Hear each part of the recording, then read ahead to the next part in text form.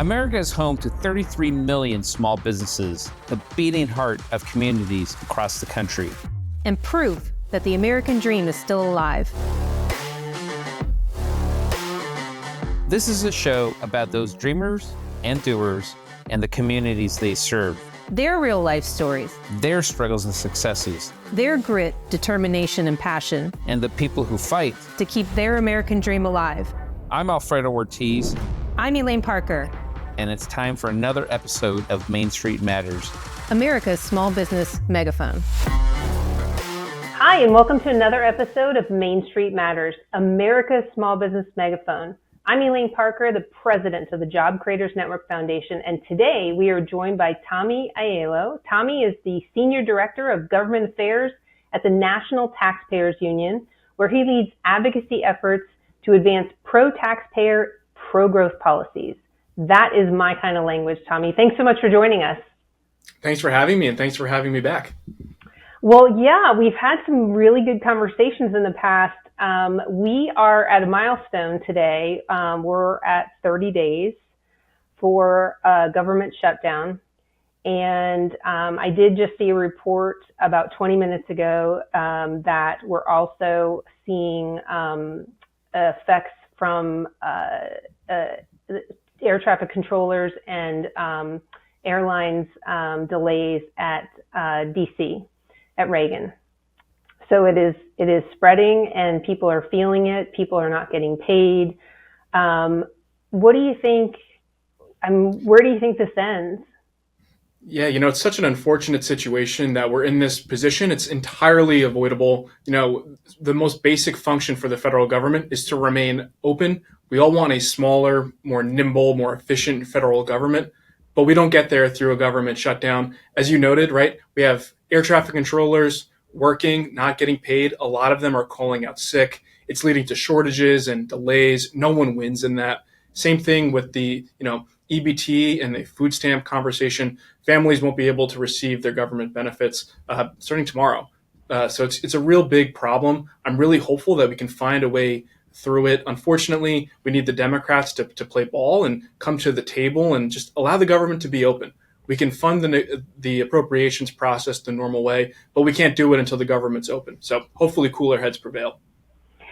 Yeah, and I see a lot of talk from the Democrats when they're talking about the shutdown, and they're very interested in getting the healthcare benefits, the Medicaid funding back in place, and the premiums have been announced for the increase in the premiums, and you've got people having 2, 3, 4, 5-fold increases in their premiums, but what they're not explaining is because of the true structural problems within Obamacare, those premiums, whether the subsidies are there or not, those premiums are going up. It's just a matter of who pays for it. You're exactly right. We call it Obamacare, but the actual name of Obamacare is the Affordable Care Act. Healthcare hasn't gotten any more affordable in the past 15 years since it became law. And the fact that Obamacare can only be somewhat affordable for people is if you continue to shovel subsidies at the program. It's just not sustainable. And we really think that a conversation needs to be had. Some more reforms need to be had in the healthcare space to make it affordable for small businesses, for employers and for employees and for patients just across the board. I haven't gotten my premium increase in the mail yet. I'm expecting it to be higher than it was this past year. And I know millions of people around the country are getting those same things in the mail. I know people that are going to be paying $100 more a month just for that same level of care. So we have to recognize that government hasn't made the system more affordable for people. Accessibility has not improved, unfortunately. The cost hasn't improved. So we need to have that real conversation. And I think Republicans do want to come to the table and have those conversations, but we need to get the government open first, allow those basic services to continue, and we can have this conversation over the next 2 months before these subsidies expire. Exactly. And my concern here is, look, I don't think the Republicans are going to fold on this. I mean, they can't. But my concern is if there is some sort of extension in the subsidies, and remember, these were premium subsidies that were passed during COVID. to really wallpaper over the increase during COVID, right? And now we've had this high premium covering the cost for the last, 3-4 years. And my concern is the Democrats want to see either another year and a half, year and a half, maybe 2 years, or permanent on these subsidies. That's their ask. The minute we do that, whether it's 12 months or 18 months, it's going to just fall off the table, and we're not going to talk about solving the problem again. So I would much rather them get the government open, fund it like it should be so people can be paid, and then start talking about some real solutions for healthcare, like you said, that makes it affordable for small businesses to offer it to their employees. We at Job Creators Network, we're considered in that small business category, and we're taking a 30% increase in our premiums. 30%, we're considered a small business. That is horrendous. And yes, the Affordable Care Act, the primary problem with it, the Affordable Care Act, is that it failed what it said it was going to do because it is not affordable for anyone. Yeah, and I'm thinking about it from a couple different ways, right? The shutdown is really bad. There was a report out yesterday that said we're going to lose $14 billion worth of GDP that might not come back in the month of October because of the shutdown. That's really bad. Two, as you pointed out, these are temporary subsidies from COVID. Every Democrat voted for them to go away this year, so they should go away. We've heard insurers say, you're pulling the rug out from under us. We had to have these subsidies to continue. But they had 3 years to prepare for this eventuality. So, you have people making $500,000 a year claiming these subsidies. I do think we'll get some reforms on that side of the thing, perhaps an income cap. But I think the best thing across the board, just let them expire. Everything is going to be okay at the end of the day. And we can have a conversation about how to make it more affordable. And then number three, these healthcare costs for small businesses, they don't just eat them. Either it takes away their profit margin, which hurts the owner of the small business, or they have to raise prices on their products that they're selling to consumers, or find alternatives to make input costs a little bit cheaper so they can have a little bit of wiggle room in their operating margins. So this healthcare conversation, even though it impacts small businesses, at the end of the day, it's going to hurt consumers if we just continue on the path that we're on. Yeah, absolutely. And I know this is such a complicated issue, which is why they shouldn't be trying to negotiate it under duress through a CR. I mean, they should be talking about real solutions that help people. And healthcare is near and dear to my heart. We have a healthcare policy. It's called Healthcare for You that we've developed as a framework. And it is putting patients first, getting patients and doctors back in control, price transparency, competition, and injecting some free market into the system. And I know it would work because free market, price transparency, competition, it works in every other sector of our economy. It can work in healthcare, the healthcare space as well. And if you look at just sort of specific areas of, we'll call it healthcare, but look at eye care. The LASIK surgery, the price of that has come down, exponentially over the last 20 years. And that's because insurance doesn't cover it. Look at orthodontia. If you call around and check out, how much orthodontists are charging for braces, most people don't have, braces coverage, or if they do, it's very minimal, very different pricing as far as that. And that's because it's free market forces. Those orthodontists are competing with each other. Yeah. That's how we bring down the cost of things. Market forces work when you allow them to work. And, JCN and your members, they're on the tip of the spear when it comes to all these things. So, I think if you're hearing that from your members, that they're having, that they're feeling the pinch right away, all of your members times 10 are probably feeling the same exact thing. So it really is an important conversation. And I do think that Congress will start to tackle that potentially as soon as the government opens, which hopefully is very soon. Yes, hopefully. Hopefully we can get the government open because the clock is running on getting us to the end of the year and those subsidies will expire. So speaking of healthcare, what exactly is the Commerce Department considering when it comes to new tariffs on healthcare products, and which products are going to be impacted? So the Commerce Department last week, they wrapped up an open comment period and they were looking for input as to whether the department should impose new tariffs on a national security basis on healthcare products that come into the country through imports. So this could be things from your PPE, right? Those are your, as we remember from COVID, your rubber gloves, your masks, your hospital gowns, things like that coming into the country, and then a lot of medical instruments like your tweezers or your scissors, things that hospitals might use in the operating room, and then medical devices. Those are your defibrillators, your heart monitors, your stents, your diabetes monitoring tools. All of those things are on the table that the department might impose a tariff on. We don't know exactly if they're going to do that or exactly what level of tariff they're going to impose. But at the end of the day, I think we have realized by now that tariffs ultimately increase prices on consumers. And in this conversation, right, when we import these things from abroad, they reach our ports, the importer pays that tariff right away. But that's not where it stays. In this case, the importer is going to pay the tariff. They're going to pass those costs along to the hospitals or the medical providers. The providers are then going to send it along to the insurance companies, and then the insurance companies are going to hit consumers with higher premiums at the end of the day. And unfortunately for patients and consumers, they don't have anyone to pass that tariff along to. So they're going to have to eat that tariff. And I think when we all have these conversations, as we just had, about high healthcare costs, this is going to be another inputting factor into the next time premiums are going to be raised, is do healthcare companies have to factor in higher tariffs as part of their overall formula? So it really, really could impact consumers on a hit their wallets really hard.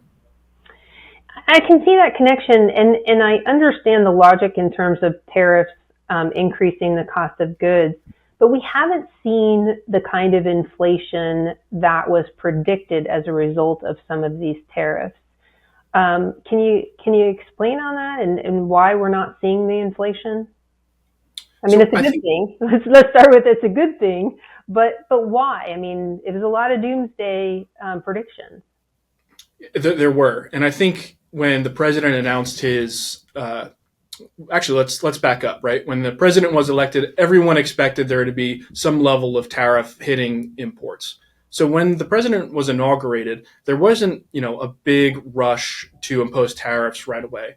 But I think what the private sector did is they said, we could see that the president could potentially sometime in the future impose a lot of tariffs on our goods. So there was this flood of imports coming into the country. All big box retailers, even a lot of small businesses, were stocking up inventory in anticipation of a move.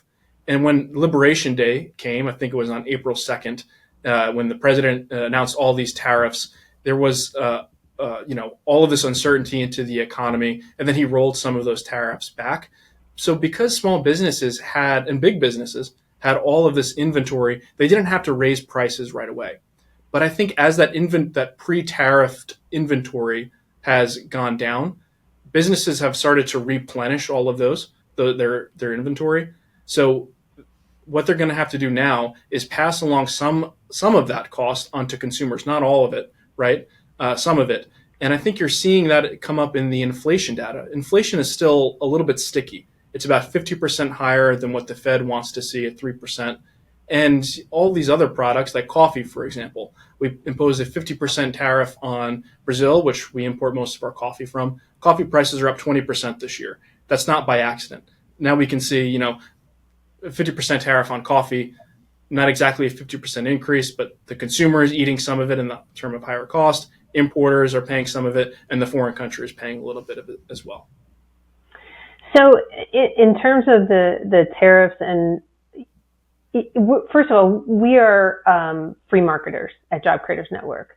What we have said, and our position has been in terms of the president's tariffs, is that we see it as a leverage, a tool to equalize and create a more fair trade policy, because it hasn't been fair, right? And I think a lot of people don't know this because we don't all study tariffs. It's not, your kitchen table talk at night. But, you look at countries like Japan. I mean, we don't even sell cars there.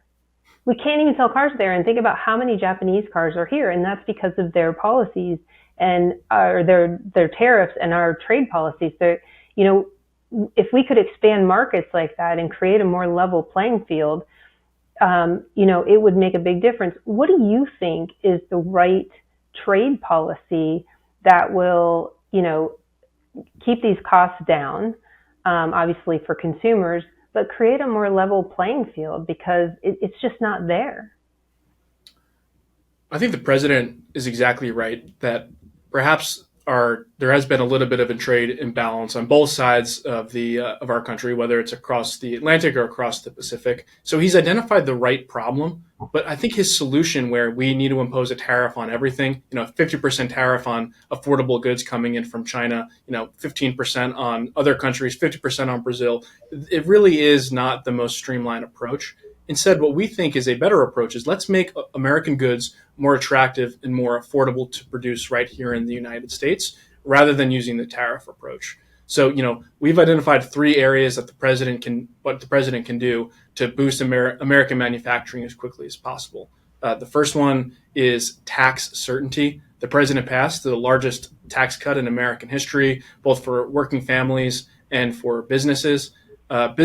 If you want to create a factory right now to deploy your capital to do so, you are eligible to write off that entire expense right away. That's a huge benefit, and that'll allow immediate deployment of capital for manufacturing right now.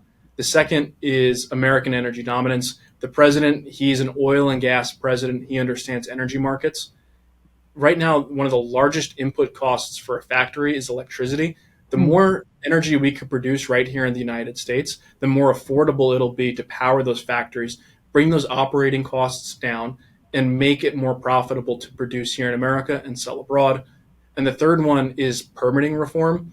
You know, there's a lot of red tape at the state and federal level to build a factory in the United States, and all of the accessories that power these factories, the access roads, the roadways to bring these goods to market, the water and the pipes to supply water to these factories, and the power lines to power them. So we think if we have comprehensive permitting reform, we'll be able to build these factories at a much quicker pace, and of course allow those American goods to roll off the line for export much faster.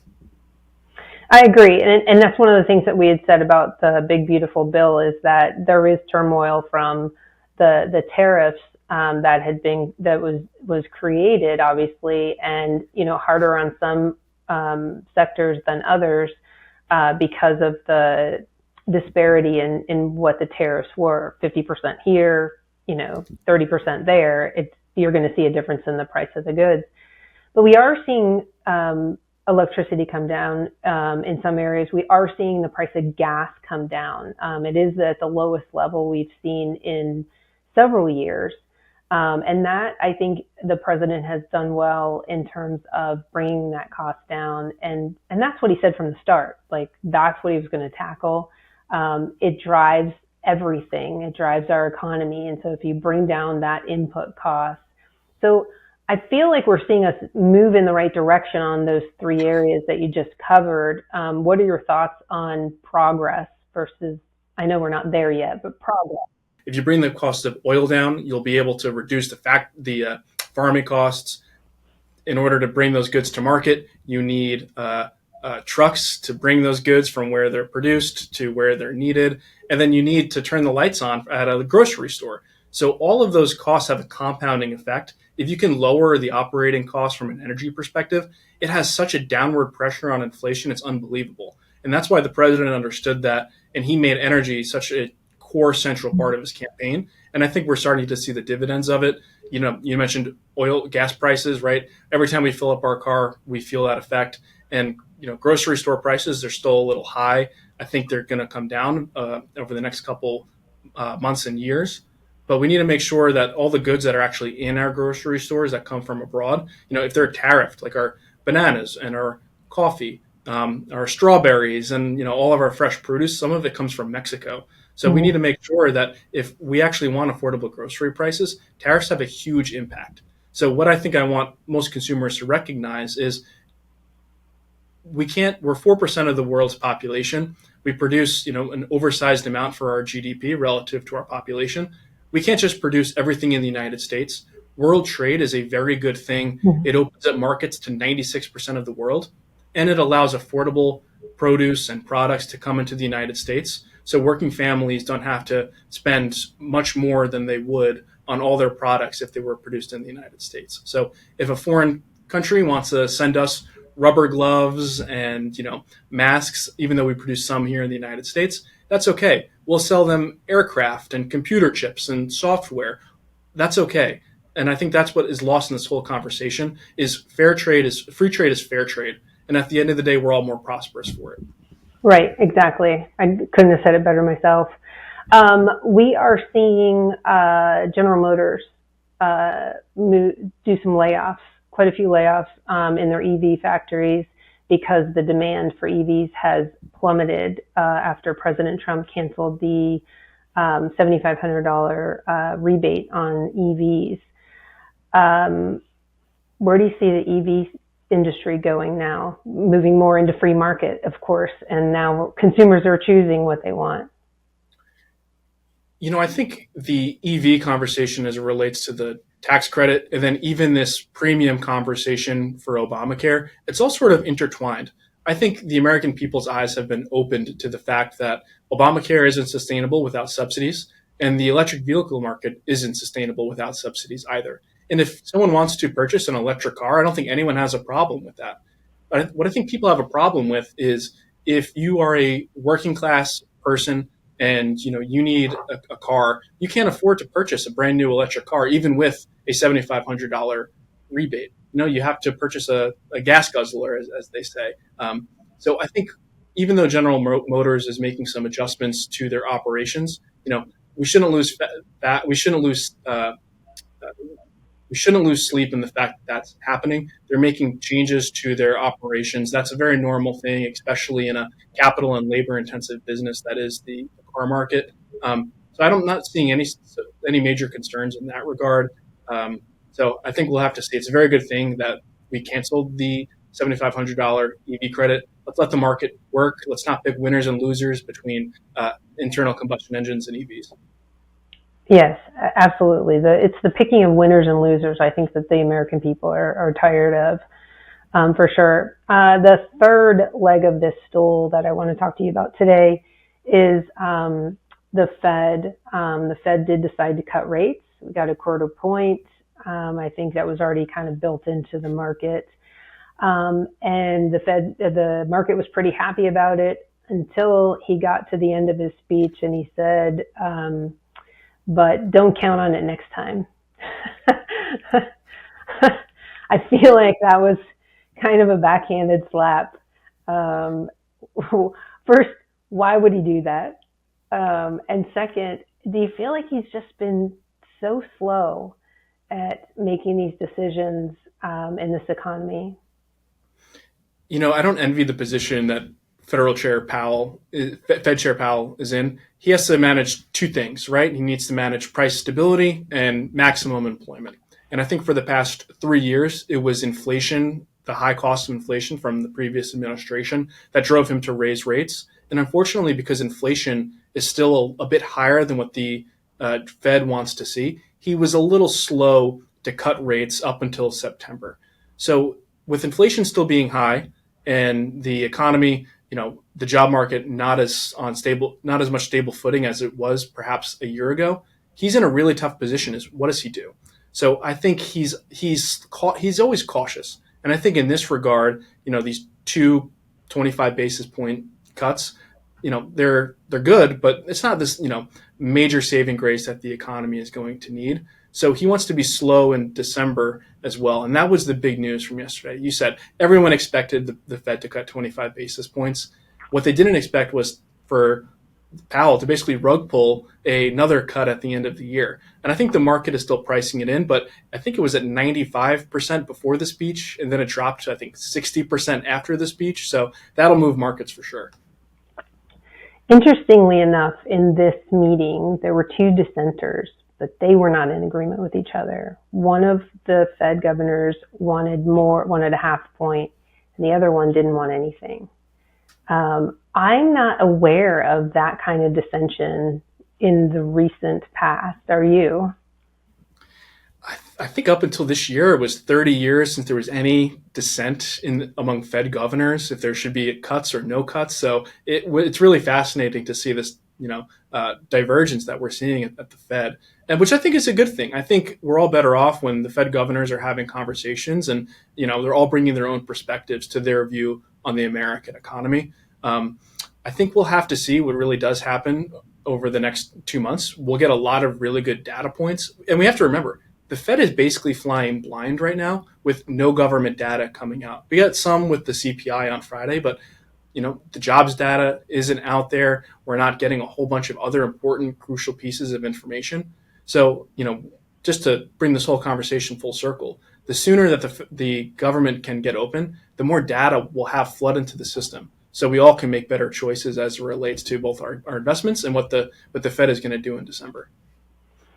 I agree. The Fed is flying blind, and that's probably a great description of it. I just thought that, so if you're flying blind, admit it. And, to make that comment at the end, I just thought wasn't helpful in terms of the government being shut down, the impact on the economy, not having the data, and then to make the comment at the end. I didn't think it was helpful. And I'm sure the Wall Street Journal, I think they said, why, if you're not sure, why would you cut now, but then not say, it would say we shouldn't cut in December. So then what makes you want to say we should cut now? So it's sort of that question that a lot of people are asking is, does the Fed have an actual grasp on what's happening in the economy? Yeah, it seemed very unhelpful. So where do we go from here? How much longer? I need your crystal ball now. This is the easiest question this whole show. What does as it relates to the government shutdown or just the economy in general? The government shutdown, because this is what I think, and then you tell me if I'm right or wrong, or if you have a totally different view of it. I don't think Chuck Schumer can walk away from his position. I think he has to stay dug in. I think he has to stick to his guns, and that the only way we're going to see this government open and come to an end is if they have a break in their party and some centrist Democrats break off and vote with the Republicans. I totally agree with you. And then we also have to remember the CR that the Senate Democrats keep rejecting. It only goes through, I think, November 21st. So at some point, the House of Representatives is going to have to come back and pass another CR. So it's going to be interesting if we don't have a resolution to this impasse by the 21st. If Republicans come back to the House and they vote on another CR, how far in the future is that CR going to go? So we really have this interesting problem that's going to come up in the next couple of weeks is, what do House Republicans do if Democrats don't move? So we'll have to see. I think you're right that it is going to rely on a few centrist Democrats in the Senate to break with their party leadership. But at this point, we haven't really seen that. So I don't know what the next forcing mechanism is going to be for them. What is it, 5 or 6 of them to say, okay, let's wash our hands of it. Let's reopen the government now. Like, what's going to change between now and then for that to happen? I don't know. I don't see anything that could force them to do that.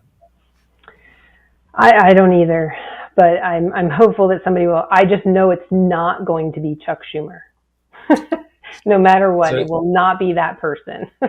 Yeah, I think he's very scared of his progressive shadow in a 2028 primary if he decides to run again. Yes. Yeah, I agree. Well, tell everyone where they can learn more about you and what you're doing over at NTU. And if you've got a newsletter they can subscribe to, let them know.